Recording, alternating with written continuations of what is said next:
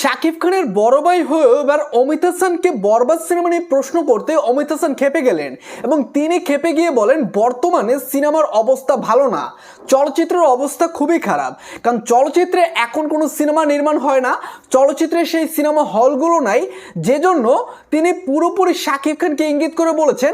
কারণ শাকিব খান বর্তমানে একাই সিনেমা ইন্ডাস্ট্রিতে কাজ করতেছে এবং যে কটা সিনেমা হলে টিকে আছে সেগুলো কিন্তু শাকিব খানের জন্যই টিকে আছে। কিন্তু সেই বিষয়টা স্বীকার না করে অমিত হাসান শাকিব খানকে ইঙ্গিত করে শাকিব খানের উপর একটা ক্ষোভ ঝেড়ে এই কথাটা বললেন। কারণ শাকিব খানের উপর আলাদা একটা তার ক্ষোভ রয়েছে। একটা সময় তারা জুটি হিসেবে কাজ করলো এবং অমিত হাসান শাকিব খানকে ছোট ভাইয়ের মতো ভালোবাসলো। এখন আর তিনি সেই ভালোবাসাটা দেখান না, কারণ শাকিব খান এখন তাকে নিয়ে আর কাজ করে না। মূলত এটাই তার ক্ষোভ। শাকিব খান কেন তাকে নিয়ে কাজ করে না, শাকিব খানের সিনেমায় কেন এখন আর অমিত হাসানকে নেয় না, যে জন্য অমিত হাসান রেগে গিয়ে এখন শাকিব খানকে নিয়ে এই ধরনের কথা বলে।